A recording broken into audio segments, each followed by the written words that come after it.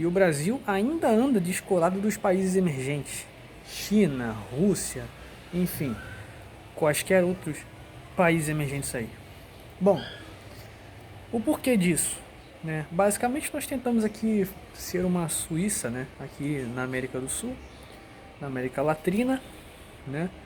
E não deu muito certo, né? Porque a inflação está dando sinais aí já de disparada, né? Nós já vimos aí isso acontecer, a gasolina está sendo vendida a R$ 6,22, pelo menos aqui na região de Duque de Caxias, e eu já comentei sobre isso no vídeo passado, onde eu falei sobre o anúncio do Copom de subir em 75 pontos percentuais a taxa Selic, a taxa básica de juros, né? Isso animou minha noite, vou ser sincero com vocês, porque há um bom tempo eu já havia comentado aqui a respeito da taxa Selic estar muito baixa e o mercado não estar comprando esses títulos, né?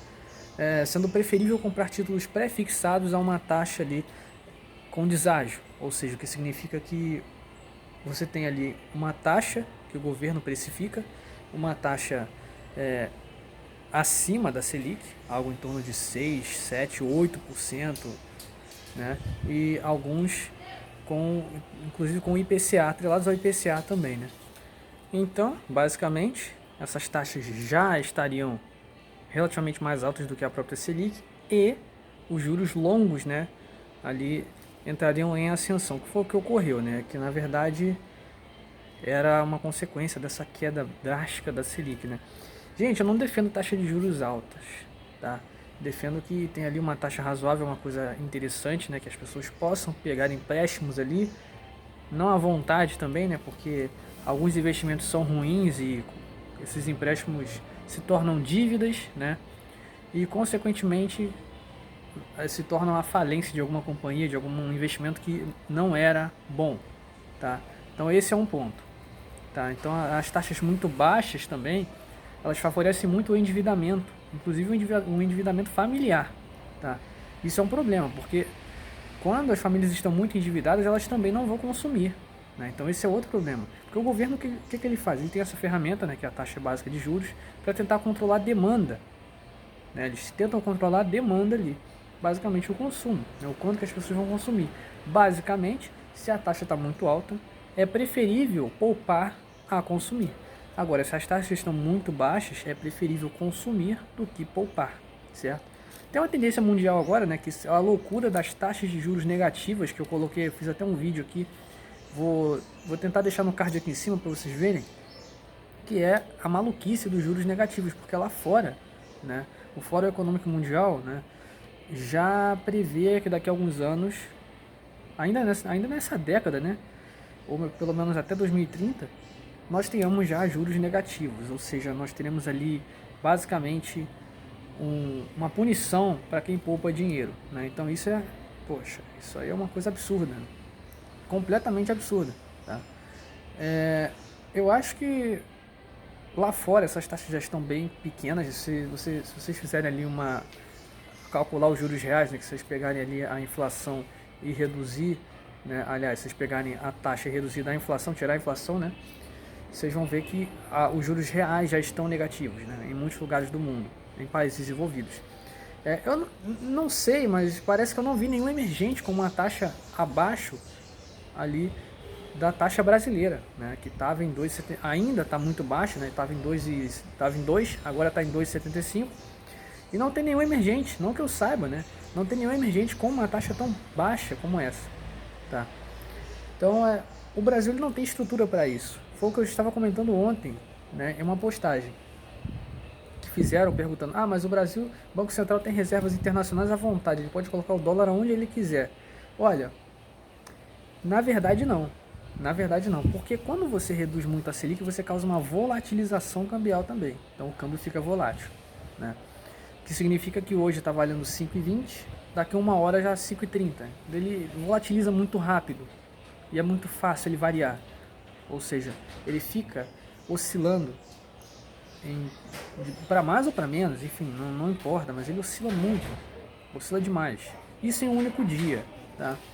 E isso puxa a inflação para cima. Esse é o problema. Isso puxa a inflação para cima porque tudo aqui está cotado em dólar, né? Então Isso puxando a inflação para cima, a vida do brasileiro fica mais difícil. Do mais pobre, inclusive, né? Fica muito mais difícil. Bom, aí tem dois caminhos possíveis. Ou a gente sobe a Selic, atrai investimentos, investimento em papéis, né, do governo. O governo está vendendo papéis, muita gente chama de especulação e tal, o rentismo, né, são os rentistas safados que estão ganhando às custas do povo por causa da questão da dívida pública, né. Mas, gente, entendam uma coisa, o que é mais fácil? O Brasil, pensa no Brasil atual. No Brasil atual tem toda essa maluquice do governo Bolsonaro, tem toda essa maluquice aí, essas irresponsabilidades, toda essa maluquice, essa insegurança jurídica e tudo mais. Pronto, pensou nisso? Agora, o que é mais fácil? Um gringo vir aqui e investir em uma empresa aqui dentro, ou abrir uma empresa aqui dentro, ou seja, investir em qualquer tipo de capital produtivo aqui dentro, pegando o seu dinheiro, o seu dólar, investindo diretamente, ou é mais fácil comprar títulos do governo, comprar papéis do governo, porque é muito mais difícil o governo quebrar do que aquela companhia quebrar por conta da insegurança jurídica. Concorda comigo? Pois bem, por isso que nós temos aí tanta dependência, né, da Selic como uma ferramenta cambial, tá? Discordo ao uso primário dessa ferramenta como uma ferramenta cambial, porque não é, né, como eu já disse, uma ferramenta que controla demanda, né, e não câmbio. Mas acabou que, o que acontece? Se tornou ali uma ferramenta muito importante também para flutuações cambiais, porque você reduz a volatilidade do câmbio. Isso já foi comprovado empiricamente. Basta vocês fazerem o seguinte, vocês pegam lá o histórico, comparem o histórico do dólar e o histórico da Selic. Quanto mais alto é a Selic, mais baixo é o dólar. Basta fazer essa comparação. Ah, João, mas eu vi lá que em 2011 a Selic estava em 14,25%, a mesma taxa de 2015, ou sei lá, 2016, e o dólar variou muito para cima, subiu demais. De fato, em 2011 nós estávamos vivendo o boom das commodities, né? Durante na verdade, o final desse boom, né? Durante o final do governo Lula 2, né?